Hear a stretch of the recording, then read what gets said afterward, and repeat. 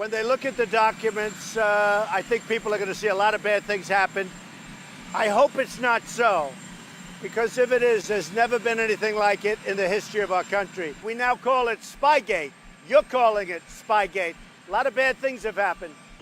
This is the president's latest effort to discredit the Russia investigation, but it's certainly not the first.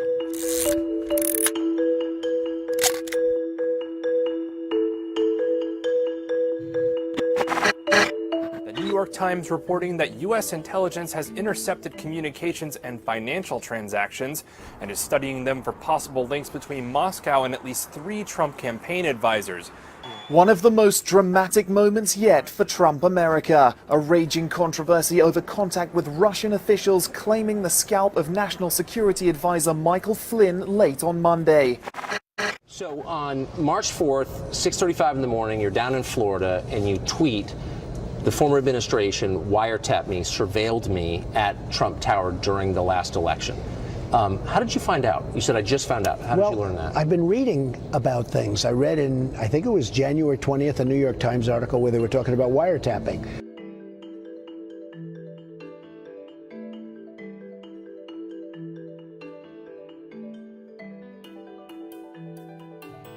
President Trump has just fired the embattled FBI Director James Comey. Wow, what a move by President Trump. The Justice Department naming former FBI Director Robert Mueller to handle the probe. Just after firing FBI Director James Comey, President Trump tried to direct media attention toward a new supposed scandal. There's a big thing going on right now, which is spying, and you can call it anything you want. The unmasking and the spying. And to me, that's the big story.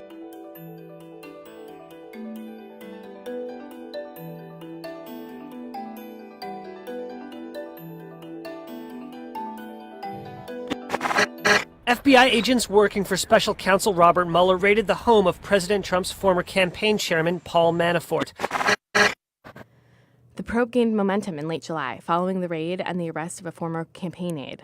But Trump deflected again. Additionally, it seems that Russia spent a lot of money on that false report, and that was Russian money. And I think it was Democrat money, too. You could say that was collusion. Plus, the Democrats colluded on the Ukraine, so they colluded.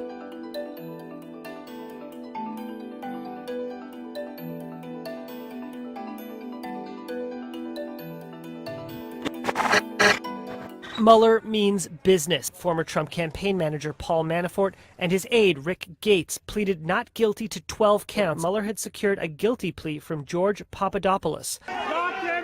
President Donald Trump's former national security advisor Michael Flynn pleaded guilty on Friday to lying to the FBI. When Mueller unveiled his first set of charges and plea deals in late October, Trump said the FBI was biased. Well, it's a shame what's happened with the FBI. We start with breaking news. Another glaring example of political bias at your Department of Justice. The fix was in against Donald Trump from the beginning, and they were pro-Hillary. They can't possibly be seen as objective or transparent or even-handed or fair.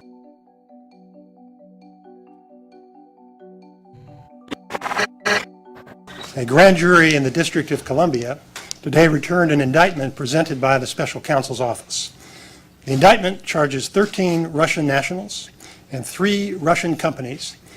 Special counsel Robert Mueller on Thursday filed a new set of criminal charges against former Trump campaign aides Paul Manafort and Rick Gates.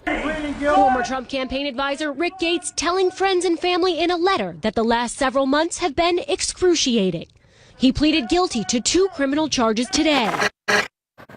After the special counsel unveiled a slew of new charges, Trump ramped up his attacks on Mueller's team. The problem we have is that you have 13 people, they're all Democrats, and they're real Democrats. They're angry Democrats. And that's not a fair situation.